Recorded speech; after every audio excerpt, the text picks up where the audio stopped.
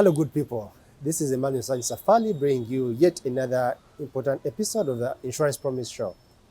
And this time round, we want to talk about the schools, the fate of schools. Our children have gone back to school. They're with their school heads, their teachers, and fellow students. But out there are also so many risks. If you just do a simple Google check and look at the school outbreaks in Uganda, we had a major one in 2018, and it caused a lot of catastrophe. It has killed children, it has destroyed property for both the students and then the school. But with all that, there are solutions as insurers that we have come up with. And I invite you to listen in and make a judgment for yourself. I'm Emmanuel.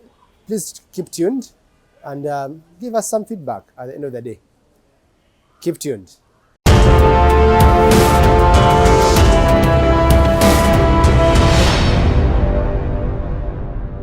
Since schools are about to end the third term, they are planning for first term next year, and they usually have board meetings and PTA meetings for the programs the following year. So I noticed that there are many that have concerns that have been approaching me, and I feel that I should just comment something about a solution we have provided as insurers. Now, if you type in Google at any one time, school fire outbreaks or school issues, there are so many sites that will bring you. But I just want to go through one of them. And this was a Chinese media website.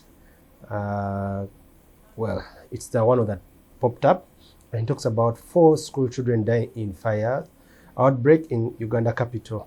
And this is not so far long. This is in January 15th, 2022. And we are seeing that they reported 4 students died on Saturday fire outbreak in Kampala.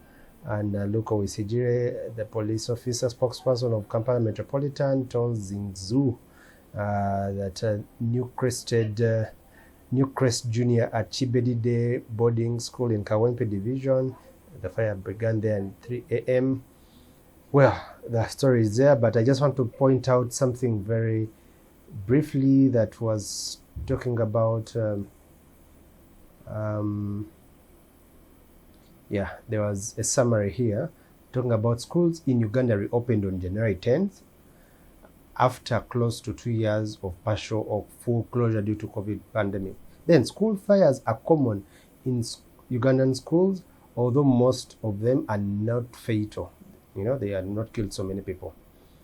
The last fire was in 2018 when at least 9 students were killed in a fire that broke out at a high school in central Uganda.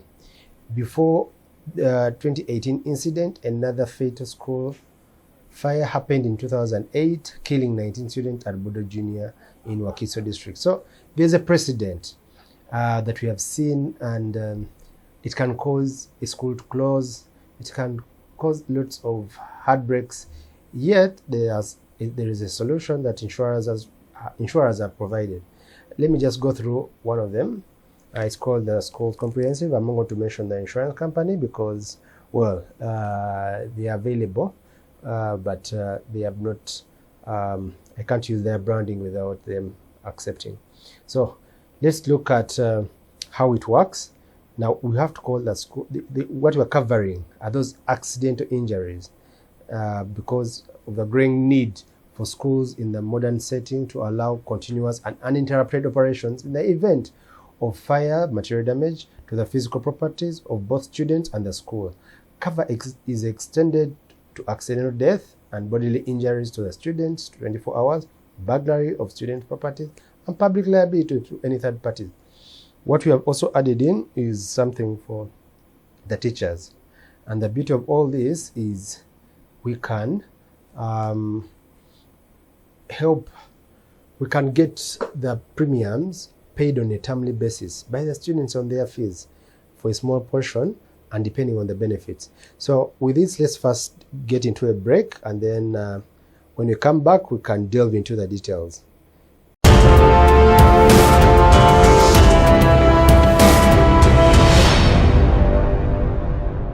Yeah, most welcome back to this last segment of this school's comprehensive, because this is going to be very precise. The package is already there. We are mostly covering, and why this is a good time, especially in third time, or for planning purposes, for the board of the school to really, first of all, buy the idea and see how important it is, because there's already a precedent set in the past that there may be school outbreaks, fire outbreaks, and many of them have been actually started by students who have been frustrated, their teachers who have also been frustrated, and there are so many reports that have come out. Some have not come out because people want to hide this information away. But this is an example. We are covering 24 hours for the pupils. And maybe one thing I need to add is we, depending on the number of students, of course, the premiums can go lower than that. Now, this is an illustration of a school that has about 300 to 400 pupils, paying about 15,000 per pupil per term. That is 45,000 per annum. Okay, and what are the cover extensions? We are covering death of the student themselves, in case any of them passes on while at school. We are covering permanent total disablement of 5 million. We're covering medical expenses and funeral expenses of 2 million shillings in case any of them gets a challenge. These are things that are subject. I'm just giving something that is really a little bit standard, but we can negotiate for more in case you feel that these benefits are not sufficient for you. But also, this is a very good beginning point for any school that really wants to have the best should any of these challenges happen at any one time, because accidents are really accidents. They're fictitious. You don't plan for them, but they do happen. The other area, section 2, we're looking at fire and special peril. That is, we're covering it's designed to meet the ever-growing need, yes, again, of the property damage. So we're covering now the school property. And what are we covering against? The scope of cover, we're looking at fire, lightning, explosion, student riots, strikes and civil commotion, malicious damage, and any other special peril under the fire policy. Yeah, but not limited to earthquake and storm and all that. All that can be covered. Now, what's the interest? We're looking at cover all the property of the school property and the student's property. So as a school, please be ready and provide to us the school inventory of all the assets that you have, of course, including the buildings. Don't include the cost of the land, because really land is relative.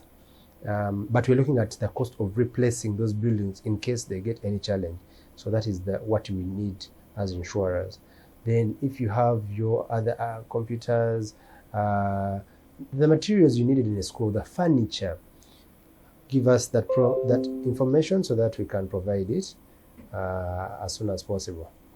And let's use an example of a school that has buildings and fixtures worth 1 billion, and we have students' property worth 200 million, meaning we're covering, for this particular example, we're covering up to 500,000 per student. So you will find that extended principal cover, we're covering liability, public liability to the school. In case this will extend to other protection against liability to third parties as a result of injury or death of persons or damage to property, up to a limit of 100 million per incident or aggregate during the period of insurance. What is public liability? These are any other, someone can sue the school in case the students there cause, riots and they damage people's property around the school, or they're making lots of noise, or they must do something that is going to hurt or is going to damage assets or livelihood of the neighbors around. So we can settle for a minimum of, say, 100 million in case you want to have a court, you want to settle out of court, and that will help a lot. Then we have burglary of the school property, that is also covered within that cover. Violent entry, of course, as long as there's violent entry or exit from the school premises, of up to 10 million per incident, and an aggregate of 50 million. And then all risks, we are covering the computers, or anything that is portable, even phones. If you can list them on your list, then we really can also cover them up to say 50 million. This was an illustration. What we call excess is for every claim that will happen, you will contribute as a school to at least 10% of the claim amount, or 200,000, whichever is more. Exclusions are okay. I'm just going through very quickly. Let's look at how much the premium was per student for the whole year. This was a school having 320 students. So if there were that, the premium would be just 5.25 million. That is per term. And then per year, it was going to be 15.75. If you just multiply that times 3, you realize that is the premium you will be paying on a yearly basis. But ideally, that is the termly figure that you should look at, the 5.2. If you can collect it, then your school will be covered. Both the property, we're also covering the students and their property. Then you can also add the teachers. For instance, here we talked about now. This school, particular example that I used, had 23 teachers. Each was earning about 500,000. They use an average. And the monthly premium, the monthly salary was about 11.5 million. Meaning for us as insurers, we pay depending on 5 years earning, such that we shall charge this school for their teachers about 2,070,000. Then there are some other taxes that are involved, and it will bring the total premium to about 2.487 million. Yeah. So on top of that, there are so many other benefits, and we've never gone through the group personal accident or workers' compensation for any staff, which is actually provided by law, that all your employees, where you have at least 2 or 3, should any problem happen, they are protected by the Act of Parliament and the Workmen's Compensation Act of the year 2000. It was amended 2007, I think. I beg to be corrected. I'll check my record properly, but it's an Act of Parliament.